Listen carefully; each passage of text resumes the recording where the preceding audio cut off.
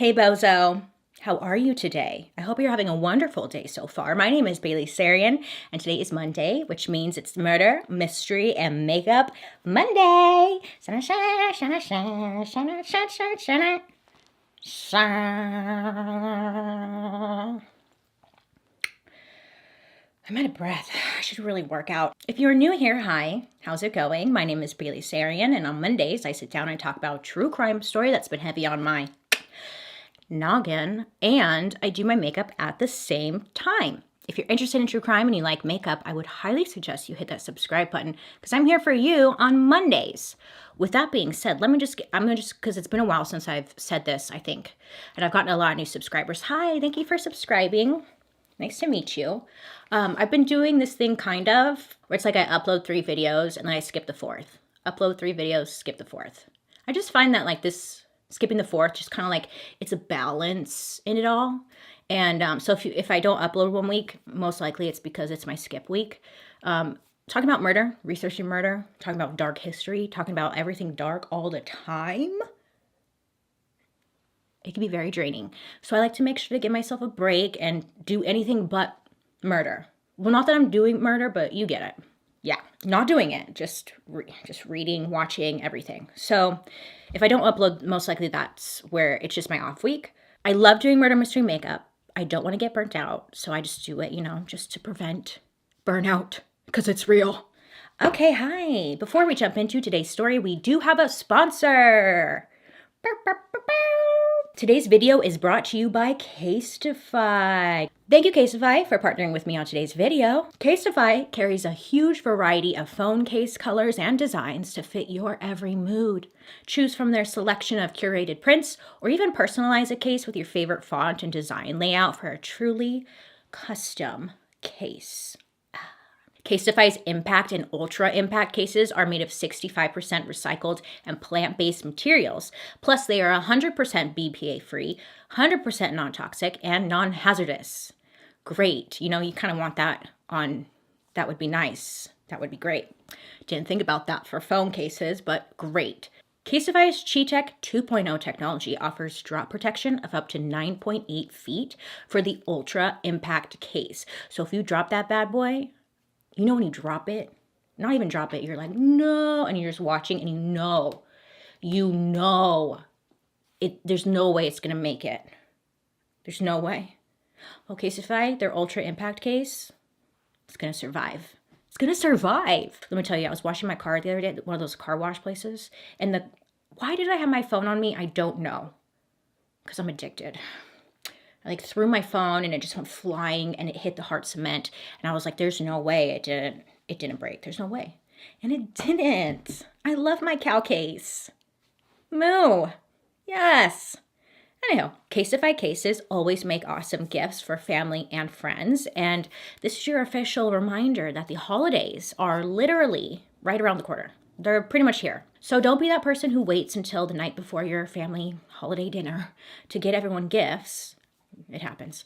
Make sure and get them something ahead of time. Get them a Casetify case this year. Not everyone needs a phone case. And Casetify has so many different colors, styles, and designs. And if you're going to treat yourself or maybe someone else to the new iPhone 13 this year, you definitely need a case for that bad boy. Do people gift phones? I think that's a rich people thing. Yeah. But you know what drives me nuts? When you see somebody who doesn't have a phone case on, they're just raw dogging it, their phone. I think I'm using that term correctly, raw dogging it, no case, and you're like, dude, you are wild. You are out of control. That is someone you have to be wary of because that's dangerous. Anywho, if this sounds like your cup of tea, head on over to casetify.com/BaileySarian today and get 15% off your new iPhone 13 case. That's casetify.com/BaileySarian for 15% off. A big thank you to Casetify for partnering with me on today's video, but most of all, big thank you to you guys, because without you, I wouldn't be here. I appreciate you. Anyhow, so if you're ever curious to know what I'm using, I'm going to list it down in the description box for you. But other than that, let's get into today's story. Today's story, let me tell you, it has been described as one of Los Angeles' most gruesome crime scenes in history. It's often compared to the Black Dahlia murder in terms of level of gore. That's what we're getting into today. Blake Leibel. Yeah? He was born on May 8th, 1981 in Canada. And he was just a normal guy, right? Always friendly. People liked him. But I think it's safe to say that he had a very privileged upbringing. You know, his dad, his name was Lorne. He's a prominent Toronto real estate mogul. So Blake's father had developed thousands of homes with his father and brother. So grandfather and uncle to Blake. Anyways, so it made the family pretty well off, you could say. They were doing pretty damn well for themselves. Anyhow, so his mother, Blake's mother, she was not a nobody, you could say. Blake's mother, her name was Eleanor. She was an heiress of a major plastics production company in Canada. Yeah, this company, they made all kinds of like different plastic products. And her dad, Blake's grandfather, he owned a bunch of patents. So we're talking about like rich, super rich. Remember we did that other story about the lady whose father owned plastics? The incest one, remember? LOL. Wow. Now here we are again, more plastic. I think it does something to you. Blake, he also had an older brother, and his name was Cody. So with parents like that, you know, very successful parents, this is an assumption here, but they probably felt like they had to do something big and important with their lives. I don't know though, so don't quote me. So unfortunately, Blake's parents, mom and dad, they couldn't make the marriage work, so they ended up splitting up, right? But they also decided to split up the boys, which is weird, I guess. Like, not only are you not living with both of your parents anymore, but now your brother is gone or your dad, because you're just never going to see them again because they didn't like switch it around. So the two boys, they were only a year apart. So it's like they had a pretty close relationship, but one went with the dad and one went with the mom. And that was that. So the boys, they ended up growing up completely apart once their parents had split. Cody went and lived with his dad, and Blake went to go live with his mom. And it was pretty safe to say that they did well. You know, it wasn't like hard times. They were both still growing up in their life of privilege and luxury and all that stuff, you know. I guess it was said that Blake was feeling some sort of way because he was jealous that his brother got to hang out more with the father, and his father seemed to favor him a lot more. I mean, how could you not think that when you're a kid and you don't get to see your dad? I mean, it's probably true. No offense. I don't know. So it just seemed like he had some like very deep jealousy issues, but we'll circle back to that. So the boys grow up and then they both end up moving to Los Angeles, California. Cody decided to follow in his father's footsteps, and he became a real estate developer. And he would be working on multi-million-dollar projects. He was also a founder of a record company that didn't last long, but he tried, you know. He tried. And Cody was also in business with a major restaurant and nightclub owner. So, I mean, he always kind of like seemed to find something to do. They all did. Cody also had some more interesting claims to fame. He kind of was like a big man on campus in the Hollywood scene. He definitely liked to be out in the public eye and like rub elbows with the famous people. Cody was also known for the super secret poker ring that he was in, which is not so much a secret if it's like part of your identity, but you know. Did you ever read the book Molly's Game? Or watch the movie? It was really good. You should watch it or read it, whatever you prefer. Molly's Game, okay? Cody was supposedly part of that poker ring and played with big celebrities like Tobey Maguire, Leonardo DiCaprio, Ben Affleck, and Matt Damon. So I guess Cody was in on that. And he was also known for honestly being really bad, like not winning any games. I guess, well, rumor has it, who knows? But rumor has it that there was one time where he lost over $1 million in just one game. I know, fuck us. We get it. Oh my God, I look so old. Okay, cool. So Blake, he was like stereotypical trust fund kid, okay? He joined in with his older brother in the high stakes celebrity poker games. But in terms of his career goals, Blake pursued more of the creative arts. He was an artist. After attending the University of Western Ontario in 2004, Blake joined a bunch of his college buddies who had moved out to Los Angeles. So Blake really wanted to direct movies, and he definitely had the money to help pave the way for him, you know? Nothing's stopping him. Great. Blake was also known amongst his friends to be like, he had really cool ideas, but he never was able to execute these ideas. You know, like he was just full of ideas, but never went anywhere with it. It didn't matter how much money you threw at it. He just, I don't know. He wasn't reliable, I guess we could say.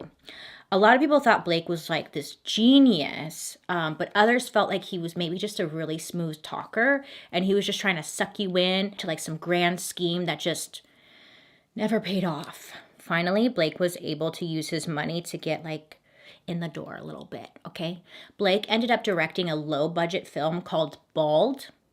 Yeah, Bald. It got 2.6 stars on IMDb, so that's better than no stars. That's better than no stars. So he directs that movie. And after he directed that movie, he went on to work on an animated series with Mel Brooks. Now, I had no idea that they turned Spaceballs into an animated TV show. Did you? I didn't. When did they do that? I forgot to look that up. But I didn't know that, and they did. And Blake worked it on it. Well, he directed and consulted on it. And Blake also did some screenwriting. But one thing that he was kind of successful at was writing graphic novels. That's where he was pretty good. He was pretty good. So he was pretty successful at writing graphic novels. So if you don't know what a graphic novel is, because I really didn't know what a graphic novel was. A graphic novel is kind of like a more intense comic book, you know? So the story is told through art, like a comic book, but it's usually longer with more complicated and in-depth storylines, I guess. Blake's most successful project was a graphic novel titled Syndrome. Yes, Syndrome was originally published in 2010, and it's about a neuropathologist who was hell-bent on figuring out what is the root of all evil. So he experiments on serial killers and hopes to try and find a cure for the evilness that is inside of them, no matter what it costs him. And the scientist, he never seems to find the cure, and Blake ends the book by saying, quote, "In the end, we all become monsters," end quote, which is so freaking creepy when you know where this goes. Now, the story in the graphic novel is also pretty freaking violent, okay? And the images that help tell the story are very disturbing. I mean, for example, like the cover of the book is a photoshopped picture of a baby doll head with most of the brain and skull removed. No, the skull's removed and the brain is exposed. Big difference. So right off the bat, that's a little warning of the type of stuff you may be seeing inside the book. And the book itself, it included some incredibly gory illustrations of two people hanging by their feet, completely drained of blood, which again is creepy knowing what's coming up.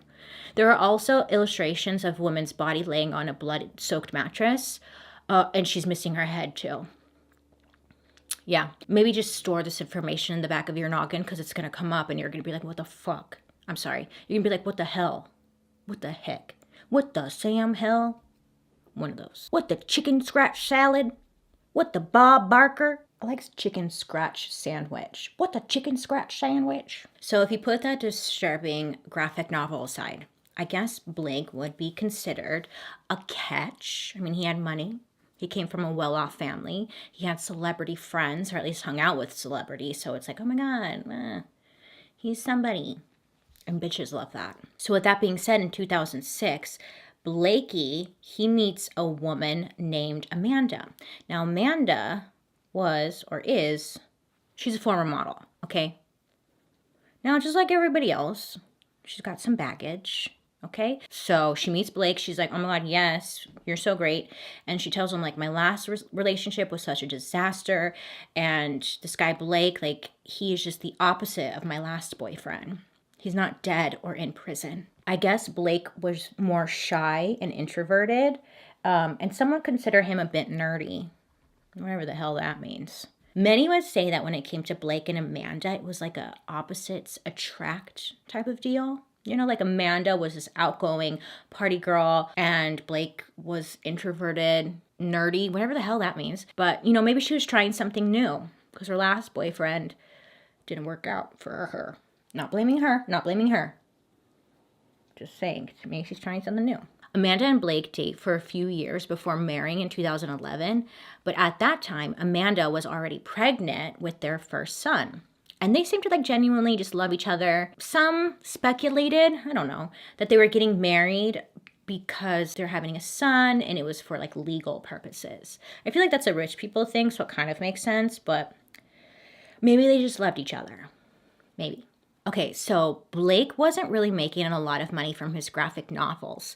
He was actually getting a monthly allowance from his parents and then using that to pay for everything. Blake was getting $18,000 a month from his parents for just being born. And he got just over $1.7 million over 8 years until 2011.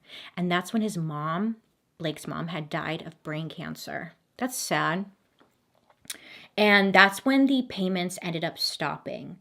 So Blake is kind of panicking because he has no other source of income at all. How is he going to support his wife, Amanda, and their newborn son? What's he going to do? Get a job? Of course not. Blake is like, I know what I'll do. I'll sue my dad for the money from mom's estate. You know, since they split up and I lived with her, it's only fair that I get everything. It kind of makes sense because no, it doesn't, but it kind of makes sense because a lot of stuff went to his dad and they were like divorced for so long. Maybe they still liked each other though. Well, obviously she left him a bunch of stuff. What I'm getting at is his mom's estate was worth about $12 million, but the court only ends up awarding Blakey about half. So $6 million. Great math. I'm sure you and I could be like, wow, jack fucking pot. Great, I'm retiring. You'll never see me again. But, and there's a big but. Blake was not happy. He was very disappointed with this amount. He wanted the full 12 million. I was about to say 12,000. Okay, so Blake's not happy. Now he's trying to fight this, right? Because he thinks he deserves it all. Now, the two main reasons why the courts only awarded him half. The first reason was because Blake didn't go to his mom's funeral. Yep. Blake's friends said that Blake couldn't handle it because he was super close with his mom and like it was just too much for him, you know. And his friends also said that his mom was his whole world and her death was like really hard for him and that's why he didn't go. But the courts didn't see it that way. They're like, they see it as like you not wanting to go and now you just want money. Yeah. Why didn't you go to the funeral? That's the last time you get to say goodbye. So he didn't go to the funeral, and the courts, they saw it as cold and as if he only cared about her money. The second reason was because in the will, his mom left Blake her condo in Florida and her really nice house in Toronto. And Blake already got this, and guess what he did with it? He instantly turned around and sold both properties and made several $1 million from the two sales. So it's like, bud, where's your money going? Because you seem to be doing pretty well. Oh, gambling. Duh. Maybe that's where it's all going. In the court's eyes, this kid had already made so much off of his mother, and all he was doing was turning around, demanding more money, you know? And to them, like the courts, it's not a good look. You seem real greedy. So they only gave him $6 million. They only gave him $6 million. Only $6 million. Blake keeps going back to the courts like, can I have some more, please? Like, you're good, Blake. You're good. Some believe that maybe Blake was doing this because he was angry at his dad, that his dad got so much money. And like, they weren't even together. And he felt like, well, I deserve it more because I loved mom. Yeah, so that's what some people were speculating, but it's just an observation. We really don't know. It just sounds like he's greedy, honestly. He doesn't want to work. So it's around this time that Blake's friends are starting to drift away from him because they noticed like a change in his attitude, a shift in his character. It kind of started when his mother was sick. he became more aggressive. Like, he started acting out. He would throw really awful tantrums, like a freaking 3-year-old. And if he didn't get his way, he would just explode at his friends. He wasn't physically violent, but he was definitely verbally abusive to them. So he like yelled a lot, and he would verbally harass his friends and then call them up and apologize the next day. Like, I'm so sorry. I didn't mean what I said. So his friends, they weren't going to put up with his abuse anymore. No, they were not. They were like, we don't need this. We don't need a friend like you, okay? We don't need anybody like this in our lives. So his friends started dropping him. And nobody needs friends like that in their lives. If you have a friend like that, you get rid of them. You do not entertain that kind of behavior. No, you do not. Just ghost them. You could be an adult and like tell them, I guess, but ghosting is easier. But either way, get far away from those people. One of the issues that Blake seemed to have was that he didn't like to be alone, and he was getting more and more lonely. So it was kind of like, I hate you, don't leave me kind of deal. You know, and with his bad behavior, no one wants to be around him, but he's like, please don't leave me. It's just toxic and it never ends, and it's gross. Well, I shouldn't be, yeah, I should. He's gross. He does terrible things. With all that money, you think he would have like got a therapist. I don't know why people are so anti-therapist. They are just the best. So over the next 4 years, Blake became super erratic and very paranoid. And then one day during the summer of 2015, just out of nowhere, poof, Blake just picks up and he leaves his wife, Amanda, who, might I add, was 8 months pregnant with their second child. He just upped and left, okay? It was like a light switch went off and like he just, bye. Okay. Midlife crisis maybe, huh? Maybe. Poor thing though. She's like pregnant. It's the middle of summer. She's 8 months pregnant, middle of summer. Okay, I hear that's like the worst time to be pregnant. And he just up and leaves her. Goodbye. So Blake, going through some kind of midlife crisis, he had met a new woman, and she was just his new world. Who is this mysterious woman? Well, her name is Yana Kassian. Yana? I'm just going to call her Yana. That's her name. Great. Anyways, she was born January 27th, 1986 in Kiev, Ukraine. Don't come for me. Yana is apparently this beautiful, tall brunette, dark eyes, and a very warm and inviting smile. Her friends and family would describe Yana as like a very happy person with a strong character and a fighting spirit. She was just smart as hell too, okay? Because she was studying law in college, and later she would work as a tax office prosecutor in the Ukraine. So she's got brains, okay? She was fluent in English and Russian. And she had really big dreams of traveling the world and working as an interpreter. In 2014, while she was in her late 20s, she decided to follow her dreams. And that's when she came to the United States in hopes for, I don't know, like a better future, you know? So she settled down in California, of course, like Los Angeles. That's where a lot of people, you know, I'm not hating, I'm just saying like, So she settled down in California and she was able to land modeling jobs, okay? And she started to make like a career out of it. Now, it's not clear how or where Blake and Yana met. Amanda's friends, they spread rumors that remember Amanda is the ex-wife. So one night they find out that Blake is dating this Yana girl, right? So they're all over, you know, typical girls are all over, and they start researching her, like looking into her background, and they believe that she was working for an escort service, and that's probably where they met because they found racy and nude photos of her on a certain website. Escort service or not, Blake was smitten, and he was like taking her out on lavish trips, expensive dinners, and just spoiling her. Blake also bought her a condo for the two of them to move into and a Mercedes. She's believing that this guy is magical. Okay, he bought her a car and a condo. Great. Now, Blake did tell Yana about Amanda, the ex-wife. He didn't hide his past from her, and he didn't want like any double life vibes going on. But he did tell her that his marriage was over, when in reality, he was still very much married. I'm sorry, I already called her the ex-wife, but at this point they weren't exes yet, because he did file for divorce later that year, but by no means were they anywhere near it being finalized and being exes officially. So technically he was still married. You get it? You get it? You get it? You get it? You get it? You get it? Good. So after a few months of dating Blake, he proposed to Yana. He's like, I just love you so much. Oh my God. And he proposes to her.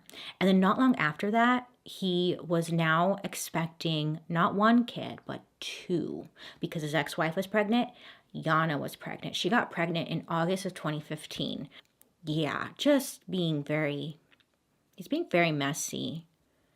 And Yana was really excited because she always knew she wanted to be a mother. She just knew it was something she wanted to do. And on May 3rd, 2016, Yana gave birth to their daughter. She was thrilled. So after giving birth to her daughter, it seemed to Yana that her life was pretty perfect. She had a new baby girl, right? She was totally in love with this guy, Blakey.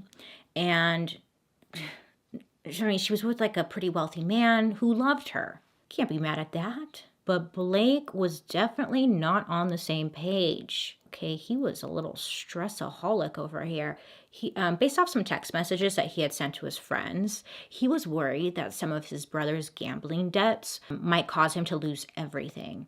I guess his brother Cody had developed a bit of a gambling problem, which we knew about this from the celebrity ring that was going on. But he now also owed quite a lot of money to some Russian mobsters, and Blake now was afraid that they or other people associated with his brother's gambling game would come after him and threaten his family. It was just gonna get messy, and he knew it was gonna get messy, and he didn't know what to do. So he was kind of panicking. Okay, so gambling debt, that sucks. But that wasn't the only thing that was stressing Blake out. You see, this little bozo over here. Bozo Blake? Yeah, he seemed to have gotten himself into a little bit of a pickle when it came to his love life. You see, he had a wife, right, that he was in the process of divorcing, a fiancé that had just given birth to their child, and a mistress. So he's juggling 3 women. Like, how do you have the time? How do you do that? I don't know. Why would you even want that? That sounds like you're going to have a heart attack or an ulcer in like 2 minutes. 3 women in your life? Okay. So Blake's third girlfriend, the mistress, she actually worked with him. She was like a storyboard artist. Her name was Constance. And Blake also, he ended up buying her a condo to live in. And it wasn't even that far from the home that he shared with Yana. Yeah, it was like down the street, and I guess it just made it super easy for him, like just very convenient. He could just pop on out, go down the street, pop on into his mistress. This guy is so stupid. I know. This guy's such a dumbass. Okay, so he's got all these girlfriends. He's doing the most. We don't know why. It just sounds so stressful. But what Blake didn't know was that Constance, the new mistress girl, she contacted his ex-wife, Amanda. Okay, she found her somehow, because you know how we are, investigators. So she tells Amanda who she was, and her reasoning behind the introduction was to tell Amanda about Yana, because this Constance girl was like, I found this other girl named Yana, and I believe like she's girl number 2. Constance just seemed to be very jealous and wanted to make sure that Amanda knew what was going on too. You know, if I'm going down, we're all going down. But they kind of formed a weird friendship over their hatred, their mutual hatred for Yana. Yeah, Yana, not the guy, Blakey, not him. They hate the girl. So they would text each other saying shit like, we should get Yana deported. They were just being evil little rodents, okay, just nasty. And they're mad at the wrong person. That's not who you should be mad at. You should be mad at Blake, the douchebag over here. What's he doing with 3 girlfriends? Nobody's worth that. I'm like foaming at the mouth. So they're just being evil little rodents, okay? And either way, the friendship between Amanda and Constance, it was just weird. And they should have been more focused on taking Blake down. But why do girls do that? So Yana she's having problems of her own. It seems like Blake is extra stressed lately, and it just seems like things are really bubbling up inside of him. He's just like becoming more controlling over her. For example, while Yana was still recovering from her C-section, Blake threatened to leave her if she didn't have sex with him when he demanded it. Yeah, fucking gross ass pig. But I mean, this is the freaking kind of person this guy was. Gross. And like, if that's not bad enough, Blake would apparently also ask her if he could leave her to go out with another woman. I mean, I was about to say at least he's telling her, but it doesn't make it better because he's demanding sex from someone who just gave him a baby, right? And she's healing from surgery. And then he's asking or telling her that he's going to go sleep with another woman. It's just like, I don't know. He just had this poor girl under his thumb. Like she was caught up in it all, poor thing. If you've ever been in one of these relationships, look, a lot of you are thinking, why doesn't she just leave? And let me tell you right now, if you've ever been in one of these relationships, they're really difficult to get out, okay? You become brainwashed. You become stuck. You feel like you can't go anywhere. That without them, you're nothing. They're going to destroy you. They threaten you. They just consume your whole life, and you become like very addicted to this person's love. It's very strange, and you truly feel like you can't get out of it. So before you comment, why didn't she just leave? Unless you've been in it, it's really hard to explain. You can't. It's weird. It sucks. So Yana's mom was coming out. Her name's Olga. So she's coming out, and she's going to help her daughter. Just had a newborn baby, so mom wants to help and be there for her daughter in this moment. And great. So her mom comes out, and then somehow Blake convinces Yana's mom to keep the newborn baby at the apartment she was renting so Yana could take better care of him. The baby was distracting. That baby? No, distracting. You need to take care of me. I'm the baby. That's what Blake is saying. I'm the baby. He asked, can your mom take it? Anyways, Olga ends up telling her daughter, this is not okay. He's controlling you like a hawk. He wants you to do everything he wants. And Yana is like, well, I love him, so it's fine. But her mom is trying to warn her and help her get out, or at least see what's really going on. So super late on the night of May 20th, it's after midnight, okay? Yana gets a call, and it's Blake. Bling, bling, bling, bling, bling. Yeah, bling, bling. And she's like, where are you? And why aren't you home helping me with our baby? Great questions. And Blake is like, I need you to come bail me out of jail. And Yana's like, what do you mean you're in jail? Surprise, he's in jail. Well, she agrees to go out there and post his bail, which is $100,000. She's like, why the hell are you in jail? Well, let me tell you. Blake was arrested on suspicion of sexual assault. Constance, girl number 3, she accused Blake of raping her. And now prior to this, Yana, she didn't know about this Constance girl. But boy, did she know now. She knew now, and she was very upset, to say the least. Yana didn't just find out about him cheating. Everything was uncovered. She found out about the condo he bought for her. Yeah, that it was just down the street. She could look out the window and be like, oh, okay. He was there. It all came to the surface, all of his lies, how long it's been going on. I mean, that's sad. That sucks. So Yana finally stood up for herself, and she told Blake that she was done, right? She was done, and she's going to move in with her mother, and she can't take it anymore. Good for her. So Yana and the baby move in with her mom at the apartment that mom was renting. And a couple days later, Yana and mom are out shopping for a stroller, and Blake is texting Yana saying I'm so sorry, I love you, I can't live without you. Don't fall for it. And mom saw Yana's attitude just completely change. She was happy again. And she tells her mom I'm going to go see him. Will you keep the baby for a bit?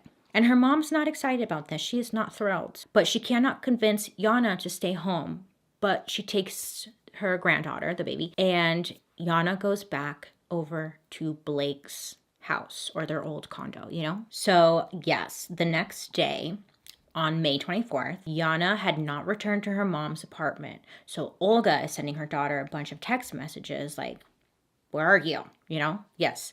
And she's getting no response. So then she tries to call Yana and she's getting no response. So she keeps calling, she keeps texting like a dozen times, no answer. She leaves voicemails and Yana just never calls her back.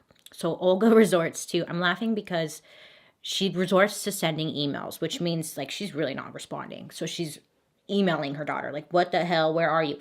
Nothing. At this point, Olga knows that something is not right. Something is very wrong. So mom decides, you know what? I'm just going to go down to the apartment, not far, and I'm just going to see what's going on, you know? She has a 3-week-old baby with her, and her daughter's missing, right? So she calls the police. Okay, she calls them up, and they just kind of blow her off, saying that Yana hasn't been missing for long enough, and they're sure that she's going to come back. And I mean, what are you supposed to do in that case when the police officers tell you that? You know, it's frustrating. Mom decides to take matters into her own hands. So Olga, she goes down to Blake and Yana's West Hollywood apartment. And then she sees that there's an open window, right? So she's like standing outside and she's screaming. She's like, Blake, open the door. It's me. So she's yelling, Blake, Blake, you know. And Blake ends up coming over to the window and he doesn't even acknowledge her. He just closes the window. And then he just disappears back into the apartment. So Olga's like, oh, fuck no. She ends up going around to the backside of the building, and then she finds that another tenant is like leaving the complex. So the door's open and she's able to get in because it's locked, you know. She ends up getting into the complex, and then she goes to Blake's apartment and she's knocking and she's ringing the doorbell and she's getting no answer. And she's like, I know you're in there. I just literally saw you. Stop being dumb. So Olga calls the police again, and she's finally able to convince 2 officers to do a wellness check on Yana. So they come out, they're knocking on Blake's door, but Blake refuses to answer. So Blake ends up opening the door, and he kind of like starts talking through the door, being like, what do you want, to the police? Yeah. And they're like, we're looking for Yana. And Blake's like, Yana's fine, you can go. But the cops are waiting because they want to see her, right? And so they're standing around and they're not leaving. And Blake is telling the police officers and those outside, like, Yana's fine. She doesn't want to come out. I don't know why, because this to me doesn't sound right, but whatever. Because they didn't have any proof that there was a problem. So the police ended up leaving. But I feel like the fact that they didn't see Yana, that should have been proof enough that there was a problem. Because they never saw her. Blake was just like, yeah, she's fine. What's that, sweetie? Yeah, she told me that she's fine. No, you should leave. So Olga, her mom, ends up going home because like she feels like there's nothing she could do. Poor thing. So she ends up going home. And then the next day on May 26th, Olga, she's had enough. Okay, she's had enough and she's going to take matters into her own hands. She calls 911 saying that she needs their help. And this time the police come to the apartment and she tells them that she fears Yana might be in medical distress because she had just given birth. So the police arrive at the complex at 11:50 a.m. on May 26th. They get a key from the realtor, but when they try to open the door, they find that the apartment had been locked from the inside. They had like one of those bar locks in the hotel rooms, you know? So this leaves the cops with the only option to break the door down. So once they get the door down, they walk down the hallway and they see that the door leading to the bedrooms, it was not just locked, but it was also like barricaded with furniture. And it's like, oh, that's weird, right? Whenever it's going on in that room. So after cops get through the barricade, they take the door off its hinges, and that's when police get their real first understanding of what they might be in for. As they make their way into the master bedroom, they look in the guest bedroom and see blood everywhere. There is blood all over the headboard and on the walls. So when they got into the master bedroom, they discovered that it was also locked and barricaded. And Blake, he got the mattress from the guest bedroom and he put it up against the door. So the police were like, hey, come out. If there's anyone inside, like, you should come out. We're here. And Blake calls out from inside the bedroom. He's like, I'm not coming out because you guys are going to beat me up. And the cops are like, well, yeah, of course we are. We're not going to beat you up. We're looking for Yana, but we might beat you up, you know? They're trying to reassure him that they're not going to beat him up. So they're asking, like, where's Yana? We're just looking for Yana. And Blake's yelling at them, like, she's not here. And the cops are thinking, like, yeah, freaking right. Right? So at some point prior to the police showing up, Blake from inside the house, he had called his accountant I would think it was his attorney, but I guess it was an accountant for some reason. The accountant went to the house, okay, and they showed up with the police.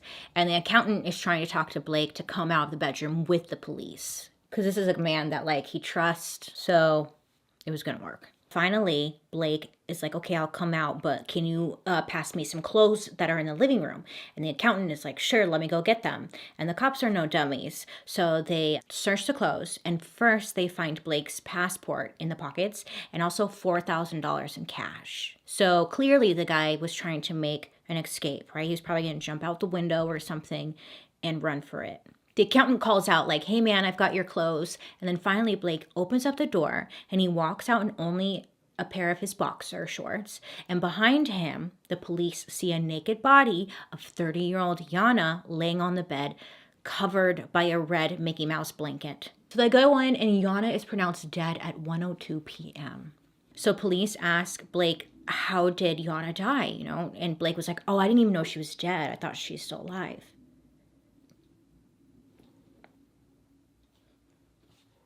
Yeah, he's like, I didn't know she was dead.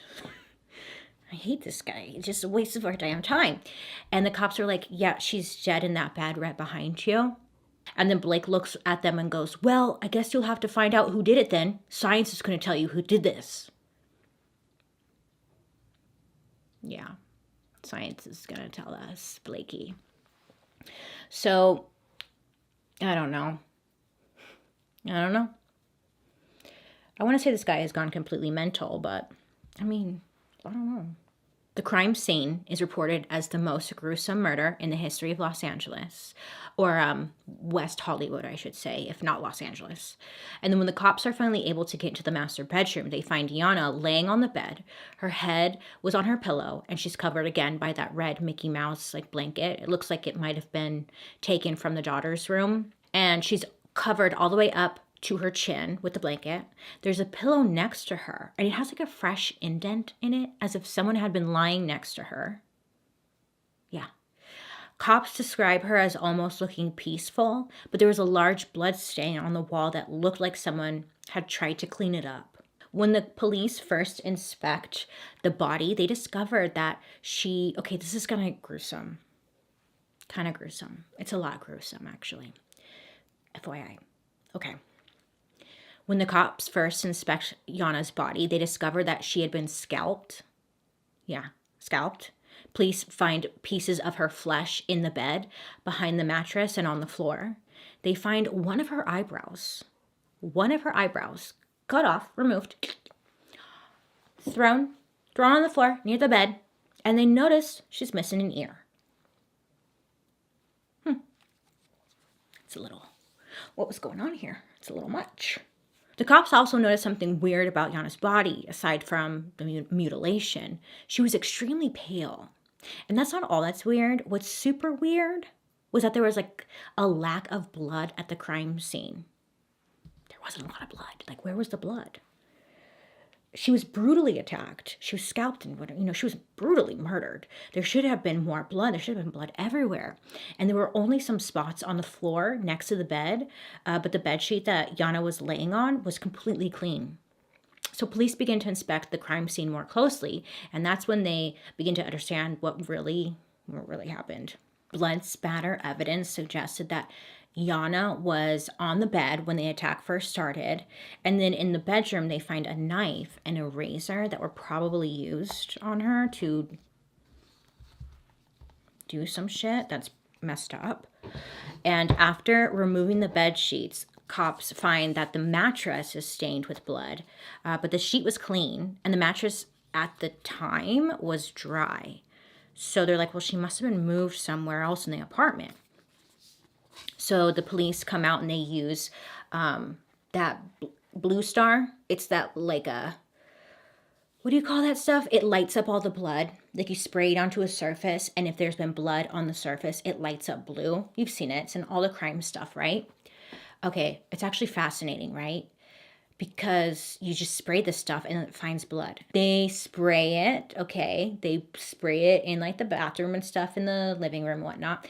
And the blue star, it reveals where the blood had once been and like where cleaning substances had been used to remove it because it wasn't visible to the eye, but it was visible to the blue light.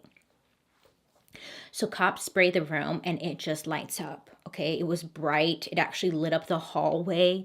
There was evidence that blood had been on the floors and the walls. Same thing with the guest bedroom. It just looked like a super fucked up like nightclub because it was so blue. It said it was very, very bright. Also, investigators go and check the bathroom, and in there they find a razor with clumps of dark hair stuck to it, and there are some blood stains and hair in the tub, but otherwise it looked super clean.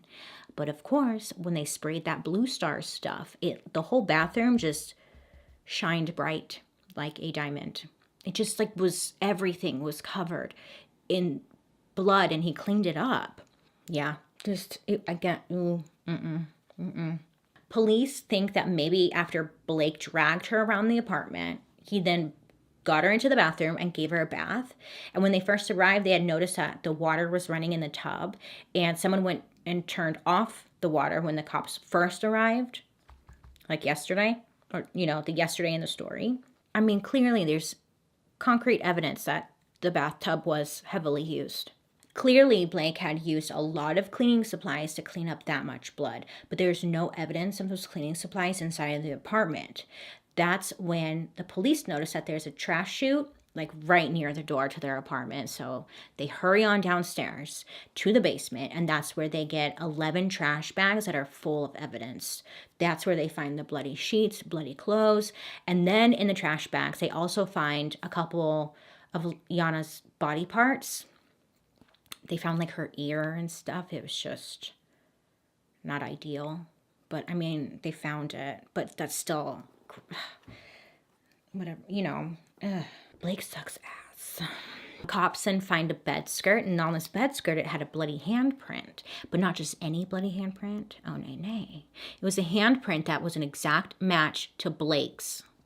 They're like, yes, jackpot, hello, we did it. Mystery solved.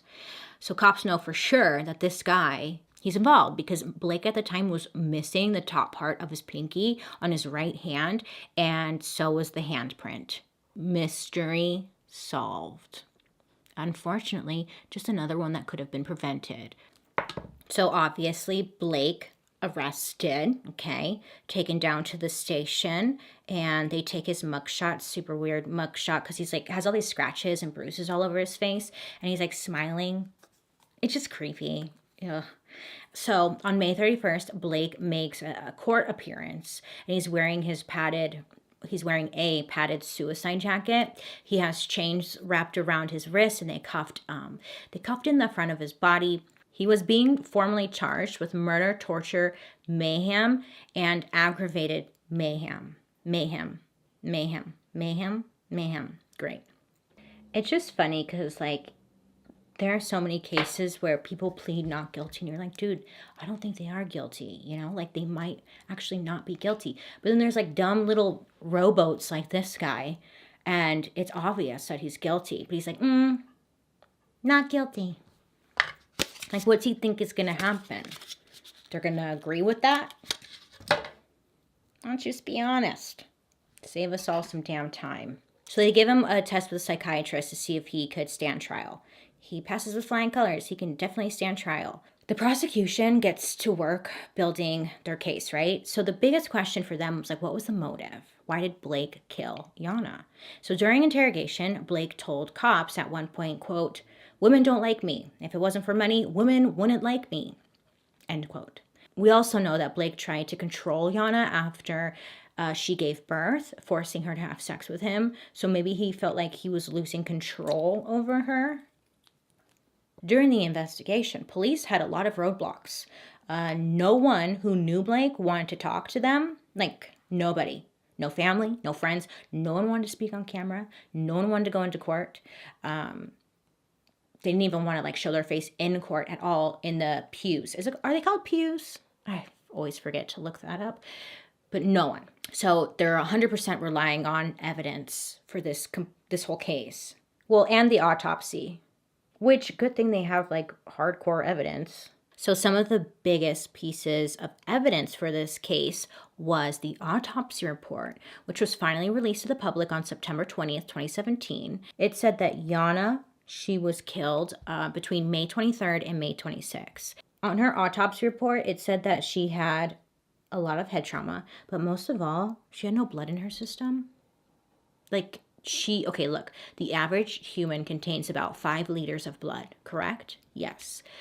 Which is about 1.5 gallons. Oh, that really doesn't seem like that much, huh? Okay. Well, she was found with less than a teaspoon left in her. So ultimately, this poor girl bled to death, but it's just like not a super common way to kill somebody. The autopsy report also clearly spells out exactly what the police saw when they entered the bedroom. Yana's scalp was removed from the body. Her skull had been stripped down to the surface of her bone. Actually, there was no scalp present, except for like little bits and pieces on the back of her neck. Portions of the right side of her face were torn all the way down to her jawline. How? What the fuck was this guy doing? What was he? Her right ear was missing. Okay, there were a shit ton of bruises and cuts on her face, primarily on the left side of her face. She had a human bite mark on the left side of her face. She had lived for at least 8 hours approximately after receiving the scalp injury and the bruise on her collarbone, which is awful because that means she was alive during the scalp itch. This poor Yana. Poor thing. And you know what's sad is like Yana's mother, Olga, she was there at the court listening to all of this. Like, I could not imagine listening about your child being brutally. I say with Blake, it's just kind of like some people just deserve to go like off with his head. That's one of these moments. Remember his book?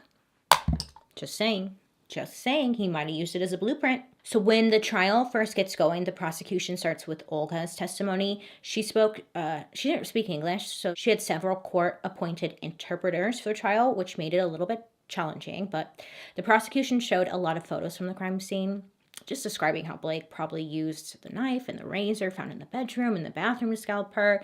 And they also just went into really graphic details about what he did to her. And the prosecution also had access to newer technology that was able to show like a 3D model of the crime scene that allowed them to turn on and off the light that showed the blue star. So the jury essentially got to see exactly what the police saw at the crime scene when they were there, which is fascinating. Prosecutors also provided text messages showing that Blake had ordered food from Postmates on several occasions during the time when Yana was most likely dying. He's getting Postmates. Oh, good. Right? He's still hungry? Oh, good. He like left specific instructions to the Postmates person, like do not knock on door, just leave it outside. When he ordered the food, he was using Yana's phone. Maybe he wanted to make it look like she was still alive, ordering Postmates, you know? So then the prosecutors, they also brought up Blake's graphic novel, remember? Syndrome. And remember it had those guys hanging by their feet and the woman lying in the bloody bed. The prosecution felt that like the book pretty much was a blueprint that Blake might have followed for murdering Yana. When Blake was questioned as to why those graphic scenes were in his book, like did he get the ideas from the book? He pretty much told them that he had done a lot of research on serial killers, and that's what inspired his book, not what he did to Yana. That was his defense. So the trial ended up lasting only a week. I think I like it. So the trial only lasted a week. 1 week. It was an easy trial, it seems like. In June of 2018, after a 90-minute deliberation, the jury, 38-year-old Blake was convicted of first-degree murder and supplemental charges of torture and mayhem on his fiancée, Yana. Oh yeah, as he deserves. He was sentenced to life in prison with no chance of parole, and he is still serving his sentence at California Correctional Institution. He should have got the death penalty, let's be honest. Sorry, but you shoulda. Cody, he was the only family member to show support for Blake, but he refused to make any comments to the press, come out and say anything. He was like, nope, not touching that. Remember Amanda, Blake's ex-wife? She only showed up after the verdict had been read.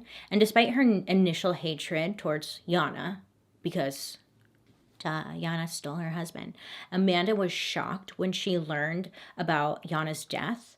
And she also cut ties with Constance, thinking she was a threat to her and her kids. And she eventually even got a restraining order against Constance. At no point during the trial or after the verdict had been read did Blake or anyone from his family reach out to Olga to offer child support for the baby. Remember, there's a baby. There's a baby. No one reached out to help. They didn't even ask for custody. Not that they should have, but it was like, do they not care? So Olga, she went ahead and filed a $65 million lawsuit, a civil lawsuit, and a Los Angeles judge ordered Blake to pay her $41.6 million to Yana's family. Will he pay it? I don't know how that stuff works because it seems like they never pay it, right? I don't know. I should look into that. So that, my friends, is the awful story about Blake Leibel and how he's completely, what would you call this guy? I want to call him a psycho, but I feel like that word just doesn't do it justice anymore because it's so overused. It's overused for everything. Like, oh my God, that's psycho. It's like, so what do you call this guy? Like Satan? He's fucking Satan. Okay? He is a clown. Not even a clown. He's worse than a clown. He's, a spoiled little brat who wanted money, didn't get his way, and then just got really angry and then did some sick shit. That's who he is, just a little brat. This one, actually, a lot of you guys asked me what stories give me nightmares and stuff. This story actually gave me a nightmare. I did have a nightmare. I did. I thought about the eyebrow on the floor and I was like, holy shit. What would possess him to do that? Just an eyebrow on the floor? I mean, the whole scalp, yeah, but what was up? What was he doing? Why was he skinning her? Like, I did have a nightmare. So I'm really sorry if you have a nightmare. Anyways, I would love to know your thoughts down below. I hope you have a wonderful rest of your day. Make good choices. Please be safe out there, okay? Let me know down below who you want me to talk about next week. But other than that, I hope you have a wonderful day. And I'll be seeing you guys later. Bye.